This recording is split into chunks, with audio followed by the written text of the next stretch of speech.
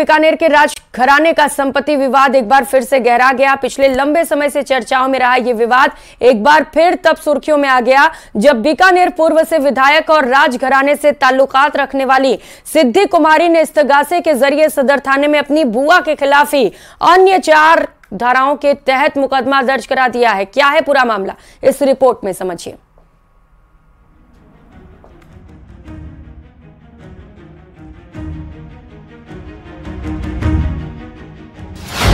बुआ भतीजी की लड़ाई थाने पर आई। बीकानेर राज परिवार का प्रॉपर्टी विवाद।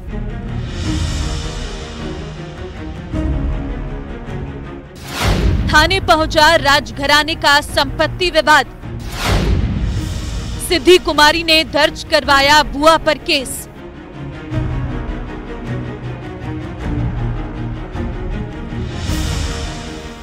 जी हां, इस एफआईआर को जरा ध्यान से पढ़िए। इसमें सबसे पहला नाम है राज्यश्री कुमारी का। ये और कोई नहीं बल्कि सिद्धि कुमारी की बुआ है और पूर्व महाराजा स्वर्गीय करणी सिंह की बेटी है। इस एफआईआर में राज्यश्री कुमारी के साथ उनके निजी सहायक राजेश पुरोहित, गौरव बित्राणी, पुखराज और कांग्रेस नेता ऋतु चौधरी का नाम है। ऋतु चौधरी विधानसभा चुनाव के दौरान बीकानेर की प्रभारी थी और विधानसभा चुनाव के दौरान उन्होंने जिला निर्वाचन अधिकारी से शिकायत कर जांच की मांग की थी। 467, 468, 420, 500, 501, 120B ये धोखाधड़ी और कूट रचित दस्तावेज तैयार करने जैसा गंभीर मामला है। एफआईआर में बताया कि उनकी संपत्ति को हड़पने के लिए राज्यश्री कुमारी, राजेश पुरोहित, गौरव बित्राणी, पुखराज और ऋतु चौधरी ने मिलकर धोखाधड़ी, फर्जी और गलत तरीके से दस्तावेज तैयार किए। कई जगह झूठे और गलत तथ्य भी पेश किए गए। इस पर पुलिस ने एफआईआर दर्ज करते हुए गहनता से जांच भी शुरू कर दी है।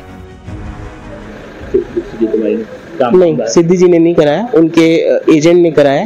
हाँ, कोई कूट रचित दस्तावेजों के देने के खिलाफ एक मुकदमा दिया गया परिवादी संजय शर्मा जी के द्वारा। उसको सदर थाने में रजिस्टर करके उस पर अनुसंधान शुरू किया गया। एक तरफ राज्यश्री जो कि स्वर्गीय महाराजा करणी सिंह की बेटी है, तो वहीं दूसरी तरफ बीकानेर पूर्व से बीजेपी की लगातार चौथी बार एमएलए सिद्धि कुमारी है। दरअसल बीकानेर राजघराने में संपत्ति का विवाद लंबे समय से चल रहा है, लेकिन हाल ही में परिवार की मुखिया राजमाता सुशीला कुमारी के निधन के बाद ये विवाद ने ज्यादा तूल पकड़ लिया है और बुआ और भतीजी संपत्ति को लेकर खुले तौर पर आमने सामने आ खड़ी हुई है। पिछले दिनों चुनाव के दौरान सिद्धि कुमारी द्वारा चुनाव आयोग में पेश की गई संपत्ति की जानकारी पर उनकी बुआ राजश्री ने सवाल खड़े किए थे और चुनाव आयोग से शिकायत की थी। इस पर राजनीतिक रूप से काफी हल्ला भी मचा था।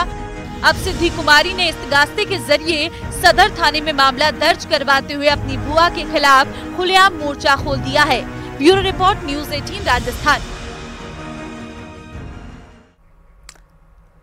तो वहीं भजनलाल सरकार में राज्य मंत्री मंजू बाघमार ने पदभार ग्रहण कर लिया है। न्यूज़ 18 से खास बातचीत में मंजू बाघमार ने कहा कि जल्द ही विभागों का बंटवारा होगा। मंजू बाघमार ने कहा कि विकास, महिला अत्याचारों पर लगाम, क्वालिटी एजुकेशन प्राथमिकता रहेगी। उन्होंने ये भी कहा कि कल्याणकारी योजनाएं जारी रहेंगी।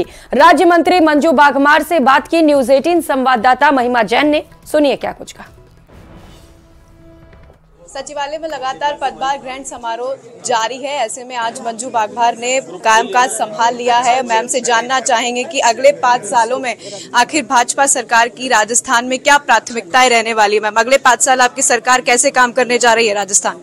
सबसे पहले तो मैं हमारे शीर्ष नेतृत्व का, हमारे संगठन का, माननीय मुख्यमंत्री महोदय का बहुत बहुत धन्यवाद ज्ञापित करती हूँ कि मुझे उनके साथ में काम करने का उन्होंने मौका दिया है।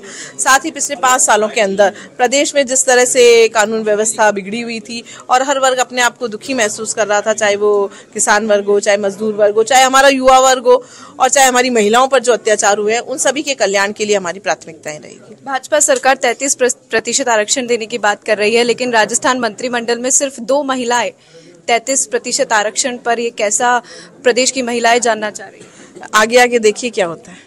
निश्चित रूप से महिलाओं के कल्याण के लिए भी कार्य किया जाएगा और जो मोदी जी ने अपनी गारंटी दी है उन गारंटियों पर भी पूरा काम होगा। लोकसभा 2024 आपके नजदीक है, क्या तैयारियां है भाजपा सरकार की?